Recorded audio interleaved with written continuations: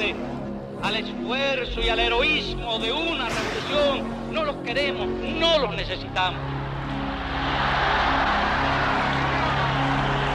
Yo, the Underground Railroad is back, and you don't need a goddamn fare for these tracks. So get your Metro cards and discard, cause the guard coming hard, trying to put a better home in your cap. One more time. Hey yo, we right in time when rights decline. I fight for mine when life's online. It's twice the grind, and light your mind, strengthen your heart, open your eye, reset the bar, make your limit the sky. Now, the moment has finally arrived to announce the final two battles of the Garden's monumental battle rap extravaganza. Let's review what's already in store for the fans. Starting from our main event, defending his UIA camp and with his wifey Mary Ray by his side, we got the Moose going up against the DUM app top rapper, and now with his own cereal coming soon, Greasy the General. Then,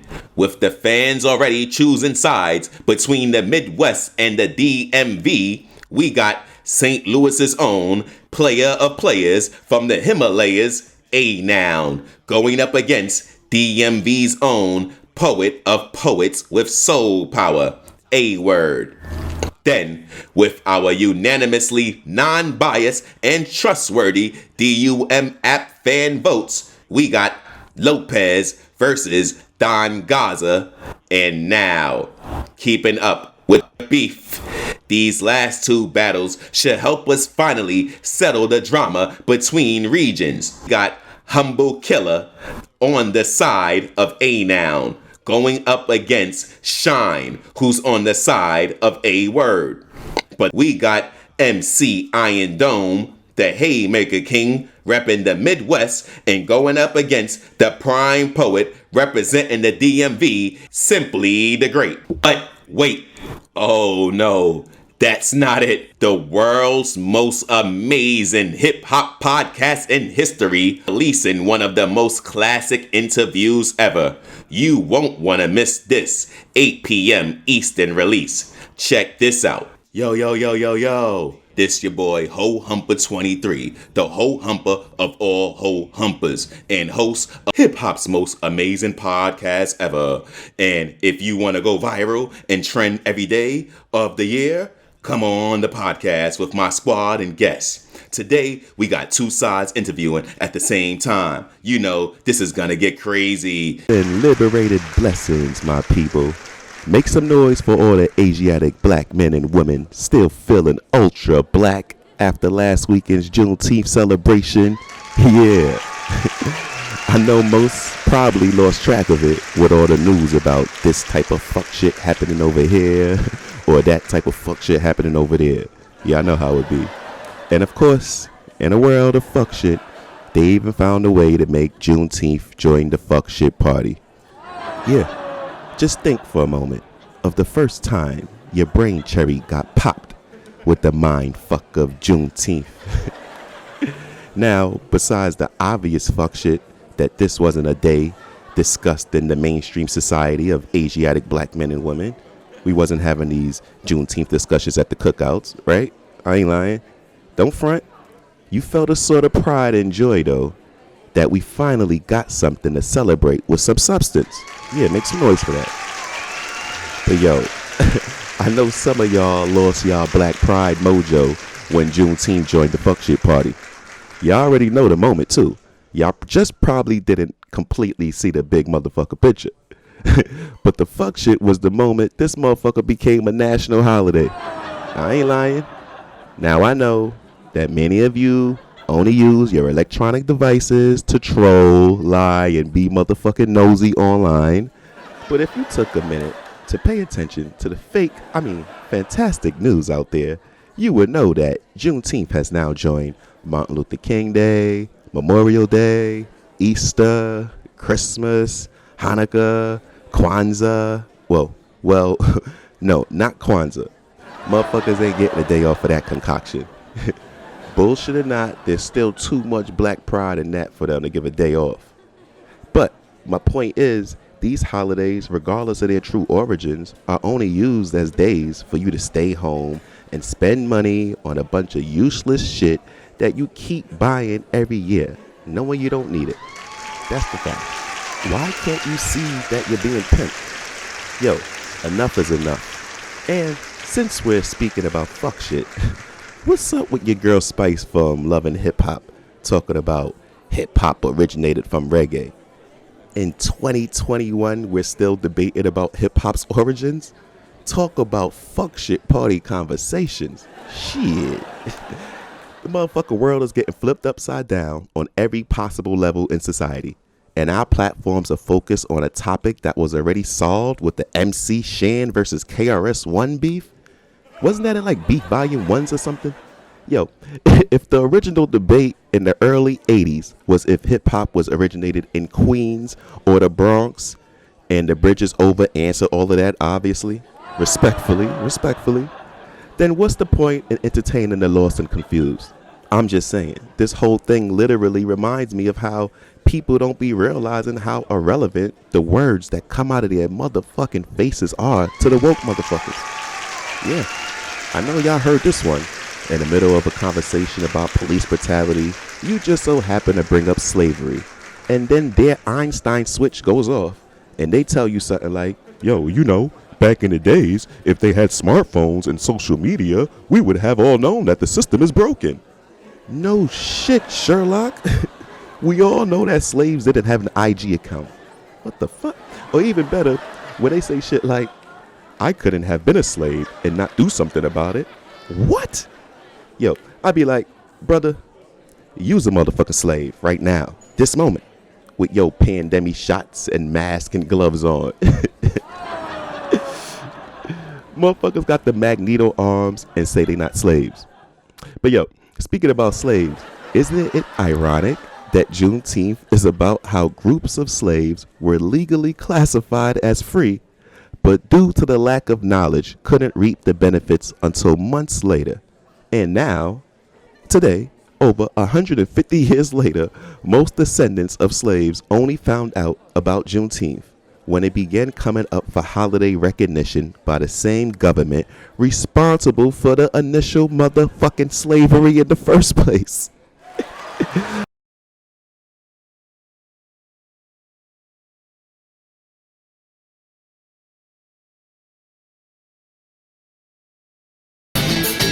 Focus. Now, what's all this you got here, Kevin? I don't got time for anything else besides paybacks from those devils at the garden and anyone and everyone working with them. What's this? For real, though. Direct me to the action ASAP.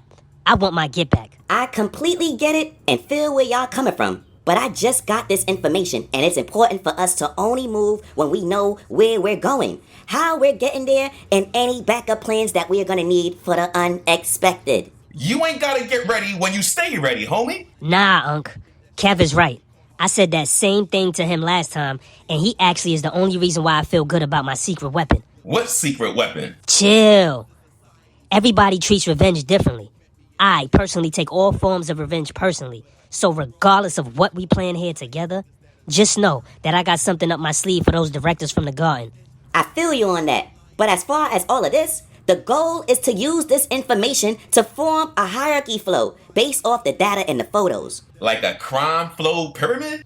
Oh, we're making one of those mafia-style crime family boss maps? Let's go! Exactly. Actually, that would be perfect to properly present and easily expose the wickedness. Now, I went through most of the stuff Atala gave me and already had enough to organize and summarize. This section right here has all receipt details of Freud in contact with Mr. Webb and the Nation to Nation Association. This one right here is about Freud and the GOI prison origin. This section details the GOI and local church ties between Freud and Bishop Bard. This section here is of Freud and snuff. Wait a minute. Isn't it obvious that Freud is the head of all of this? If he's the one connected to everyone, y'all gotta think. Kinda.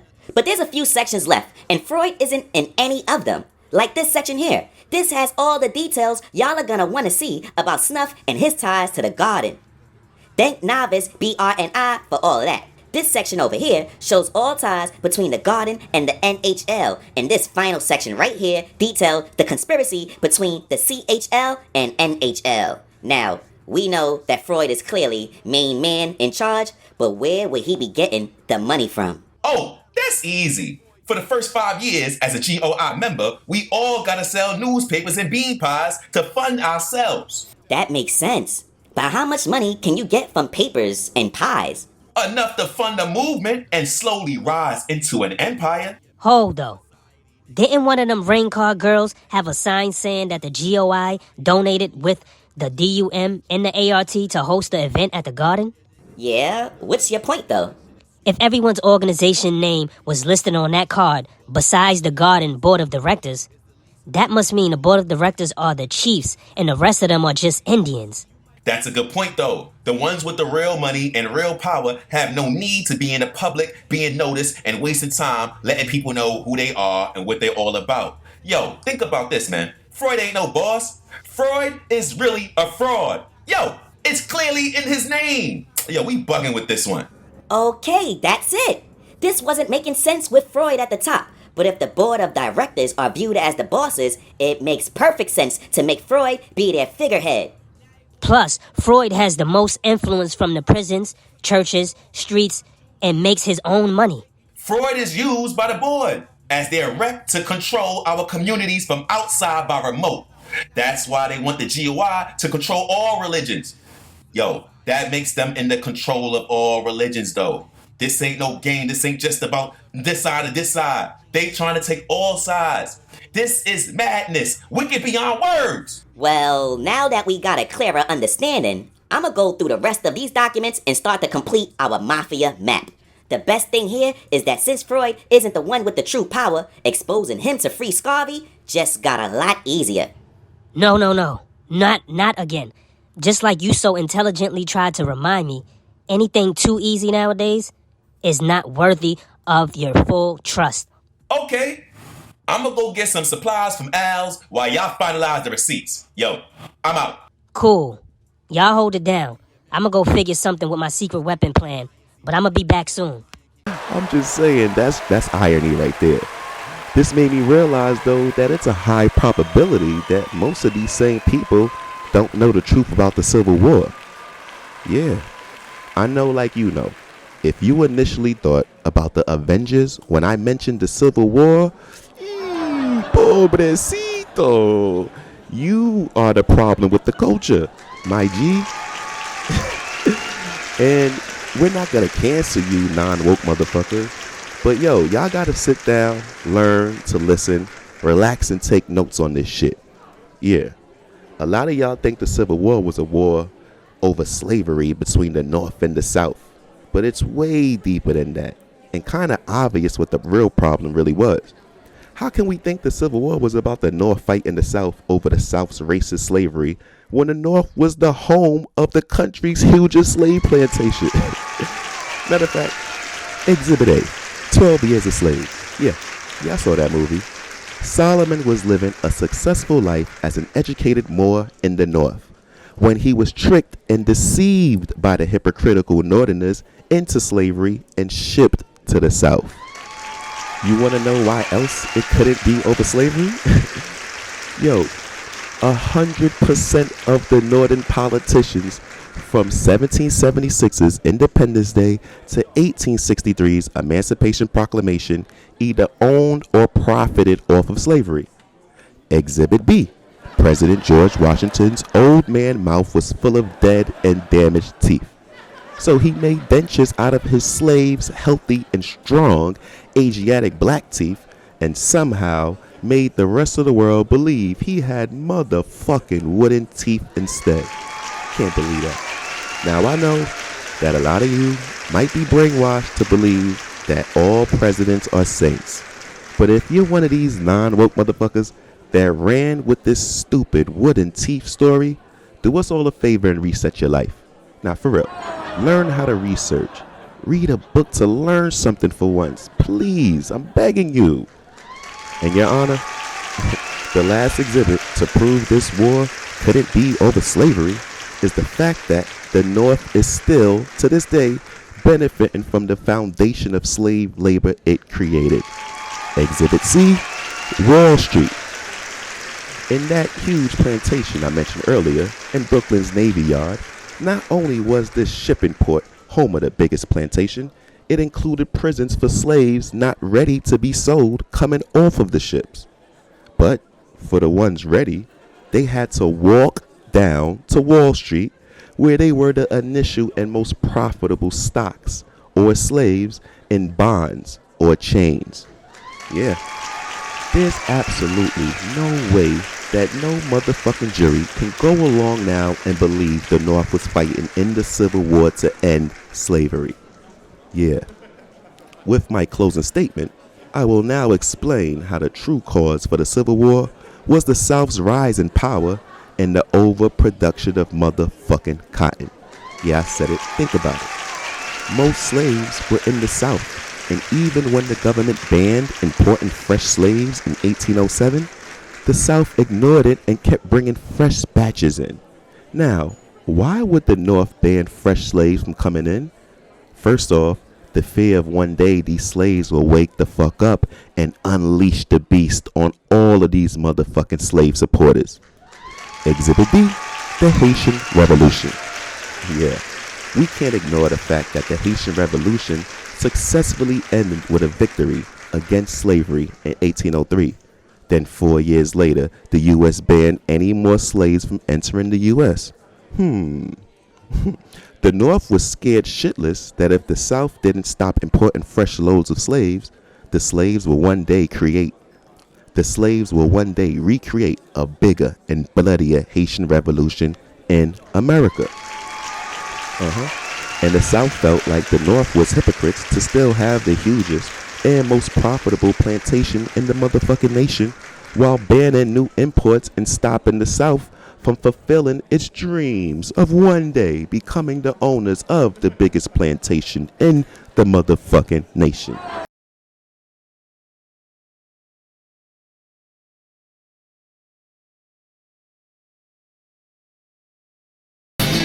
I'm focused. Yo, Lopez, we gotta talk. Yo, Ronnie, what's good? I've been hitting you up, but it's like you blocked me or something. You ain't hear nothing from your connect at the garden? Who? From Snuff? Nah, me and Snuff are cool, but we don't really rock with each other like that. Oh, I'm bugging. You're right. I forgot about how he be voting your battles. Exactly. All he did was ask if I spoke to you about it yet. That's when I started to hit you up. Yo, they did me, my uncle, and our whole movement dirty. They forced me to sign away all of our rights to everything dealing with and related to the CHL and its history. Wait, what?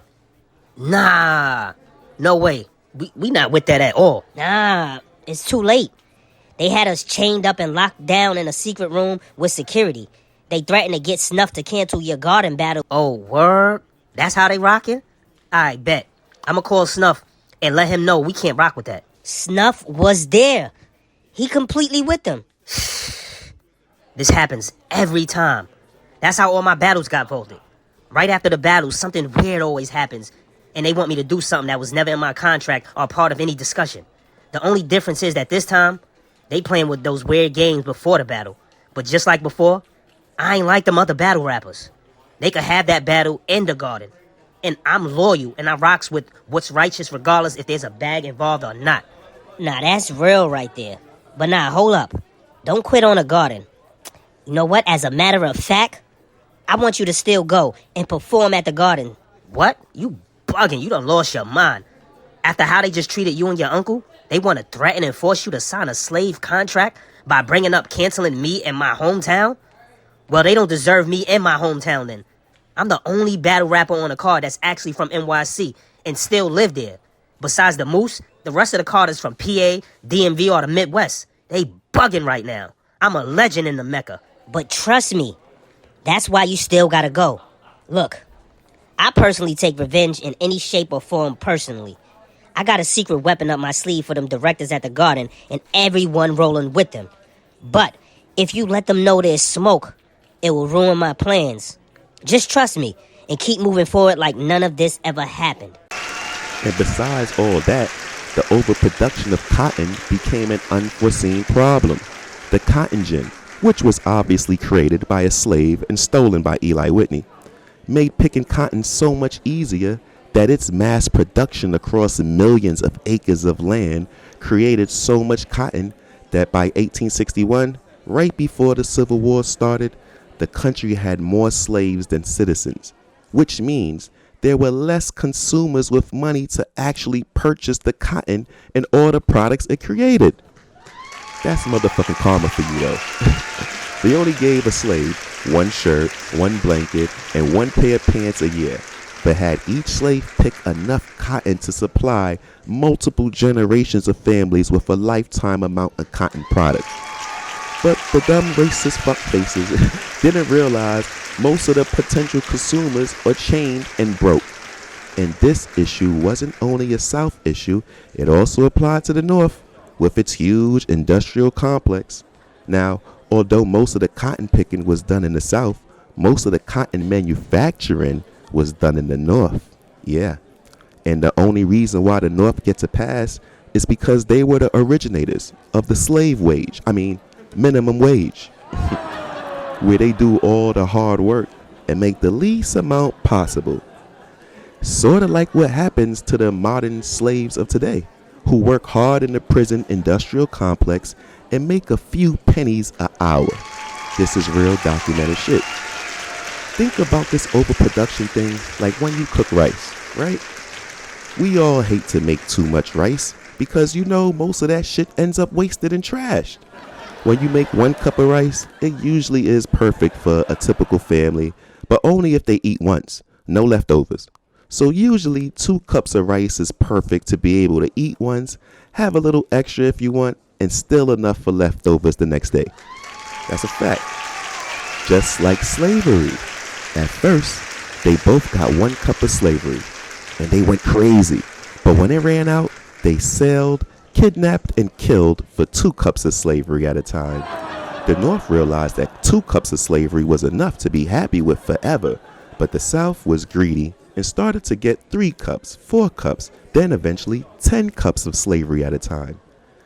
By the time they were ready to sell the rice, it was too much wasted rice and not enough able buyers of rice. But the South still didn't get it. And when the North banned ever using more than 2 cups of slavery, the South went harder and started using 20 cups at a time. And this is why the Civil War really happened. A bunch of racist motherfuckers didn't know how to cook a perfect amount of rice. I'm out.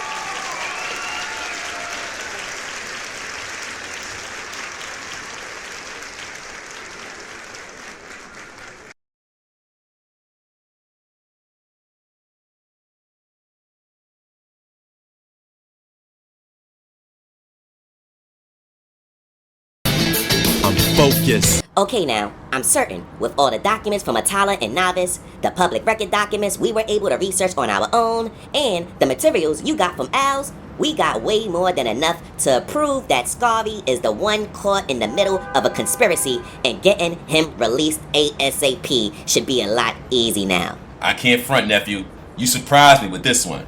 It reminds me of one of those mafia documentary movies or something. Right before they bring a RICO indictment. But yo, now that all this looks good and all that, what's the actual plan on delivering the goods? You know what I mean? Great question. We gotta choose the most vulnerable ones on the list and target them as our weapons of choice. What you mean exactly? Set up wiretaps and doing surveillance on the recon style? Nah, we're way past that stage. I already told you, I got all the proof and receipts we're gonna need. We need to crumble the GOI from the inside out like a cancer. Oh, I see. So you want to get someone who was already tied with the GOI and get them to expose everything? Not exactly. Look at the map. Everyone is a major player and part of the plot except for Mr. Webb and the N2NA and Bishop B. Bard from the Bushwick Baptist Church. If we can first convince them that Freud is a false prophet and a GOI is part of a conspiracy to control them and manipulate their influence as leaders, we can then get them to cancel Freud and the GOI and expose them to the community for us. Now that's hustling. Okay, now I see. And then with Freud's power and influence crippled in the community, it will trickle down to Snuff and the board of directors at the Garden. With the GOI losing their influence, the board of directors will be left with no figurehead to manipulate the community. And they're all mine from there. Every single one of them, I'ma shred them to tears. I'ma take my thumbs and put them right in their eyeballs And Scarby will be free and able to be the true civil rights leader that he is. Okay, so if everything's ready, what's the holdup? Well, I promised Ronnie I would wait for him before starting, just in case he wants to add anything to whatever revenge he's planning. You know how he gets. And trust me, when it comes down to getting revenge, Ronnie is one of one. It's Bill's time. Y'all know how I live rap. This is my daily duty, you know what I mean? Now, right now, this is nothing that I condone as a rapper or a comedian. But I honestly don't care and never understood why anyone gives a fuck about it anyway. If the fans don't care who wrote it, you can't complain either. That's it. Y'all can't throw dirt on Kevin Hart and Drake names for not writing all of their material, then go and praise Richard Pryor as a great when he clearly got help from Paul Mooney. Both R.I.P. Paul Mooney and R.I.P. Richard Pryor. Make some noise for them. Right? But yo, we also praise Puff and Dre as rap icons, knowing that they have known ghostwriters and ghost producers for years. Right? I'm not lying. I'm not saying Richard Pryor, Puff, and Dre are iconic legends. Of course they are. You know, they're greats. But I'm also not saying that they're ever able to be viewed as the greatest because of that help. Right? I'm just saying for what we know. That's all. Respect to all, but the ones that did it the best and on their own, yo, those are the comedians I put on my official 6 Grandfathers Mountain list of greatest comedians. Yeah, I ain't forget about that motherfucking Mount Rushmore boycott. We still on their motherfucking racist ass necks. Yeah. But before I conclude and break down my 6 grandfathers of comedy, let me explain how I ended up thinking and picking these comedians up in the first place. Because this is all personally my opinion, right? The main question I've been getting since I started doing the comedy is, yo, how would you describe your style of comedy? Now, at first, that was a bit confusing for me because, like I said, I want to be a great and stand out as a unique stand-up comedian. Yeah, you feel me? But the more I thought about it, it made me realize that through all of those years of studying these comedians in their natural habitat, I have noticed that certain comedians have mastered approaches that are very similar to how I approach the mic. And yo, my approach is based off my personality and experiences. You know me, you know I'm all over the place. But the key to my approach is just being real, raw, and honest at all times. Yeah. So like the attributes that define my style of comedy, the ones that I'm trying to master basically is bravery, sarcasm, honesty, helpfulness, wittiness, intelligence, swag, being rude, and a motherfucking revolutionary. Real motherfucking talk. My 6 grandfathers have all mastered at least 2 of these attributes. You know, some of them got all. First off, the first grandfather is the Baba Dick Gregory. Make some noise for Dick Gregory. Yeah, that's our ancestor, R.I.P. But yo, Gregory's revolutionary honesty made him a legendary comedian and activist. For me, that makes the Baba the grandfather of all grandfathers. Make some noise in the name of the Honorable Marcus Messiah Garvey, right? But yo, my second grandfather is George Carlin. Make some noise for George Carlin. Shit. I know I'm a Pan-African, Asiatic black man and all that, but this white motherfucker here, he's in a league of his own. Yo, George Carlin is basically the second grandfather for me because of his bravery to touch on topics that were taboo and provide helpful, honest, and sarcastic perspectives. Yo, he did this for years too, generations. So, you know, this makes him a grandfather for me, right? Yeah, make some noise for George Carlin. My third grandfather is the ancestor Patrice O'Neal. Make some noise for motherfucking Patrice O'Neal. Yeah. Yo, he's a grandfather for me for his hilarious ability to fuse witty, honest thoughts with a brave and rude delivery. Gotta respect that. All right, make some noise for Patrice O'Neal again, our ancestor. Now, the next on the list is the fourth grandfather, and that's the now ancestor Cat Williams. Yeah, make some noise for Cat Williams. That's a god amongst kings of comedy. No pun intended, harmfully. Right? But yo, he's the Mayweather of comedians. Undefeated, hated, lied on, but self-made and in control of his own career. You gotta give it up for him. Make some noise for Cat Williams. Now, my fifth grandfather is Dave Chappelle. Make some noise for Dave Chappelle. Yeah. Now, Dave Chappelle's a grandfather for me because he always provided a helpful, balanced contribution and always was revolutionary in the culture. And the longevity and constant progress he's been making. Everybody, even now with the podcast, we tuned into that. Everything Dave Chappelle touches, we on it. So make some noise for Dave Chappelle. Right? Yeah, and now my last but not least grandfather is the now sister, living legend, Corey Holcomb. Make some noise for Corey motherfucking Holcomb. When we talking about helpful and honest with realness, shit, Corey Holcomb is the GOAT. From Last Comic Standing to his weekly podcast, 5150, he's been consistent and self-made like a boss. So yo, make some noise for Corey Holcomb. And yo, make some noise for all 6 of the grandfathers. Those are my personal grandfathers, respectfully. I'm not saying they're the top-selling comedians or most popular. I honestly don't care what anyone thinks of my list. I don't want to debate to divide and conquer ourselves anyway. These 6 comedians are the masters to what I view as the building blocks to my style of comedy. Right. Before I leave, let me just make one more thing motherfucking clear though. I'm only giving these legends their flowers. I'm not ever considering or planning on stealing their jokes or anything like that. That gotta be said. I see and hear that a lot of comedians nowadays seem to be comfortable with that. But like I said earlier, we already mentioned Saturday Night Live. Yo, I'm out. My line flat, and even to the flat line beat, I'ma still spit raps. This ain't gon' never stop. It's bills. Hey yo, my word is born. Long as I'm afloat, I'm focused. Yo. This your boy Ho Humper 23, the Ho Humper of all Ho Humpers, and host of the most amazing podcast in history. That's amazing, not a Mason. Not that I have anything to do with Masons. Not saying that there's anything wrong with being a Mason. You got Freemasons, brick Masons, stone Masons, amazing. You know what I mean? Now, I know a lot of you already heard the rumors about my old squad and how they were all nothing but a bunch of whiny bitches. But today, we're starting the next chapter of Ho Humper, and I want to introduce my new squad of Ho Humpers. Introduce yourselves. Hi, everybody. I'm Socko, and I'm not really a whole humper. I'm more like just a ladies' man or a pimp. Yo, y'all already know me, you feel me? Your favorite hoe humper and the one who puts the P in pimp, you feel me? That's a double for ya. Bam, bam, boom, take that.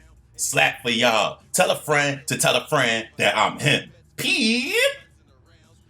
But yo, what's good? On the set, word to my mama. Word to my mama, and my mama's mama from all the way from the tribes, you know what I mean? The 13 tribes and all that on the dead homies, though. But we gonna say the 60 tribes, you know what I mean? Neighborhood, you know what I mean? Word up. No, yo, word up to every single dead homie from LA to the Bay, you know what I mean? No, that's on every single sentient being, you know what I mean? Everyone that's alive, everyone living, everyone breathing this air, you know what I mean? Every sentient being that ever existed and perished.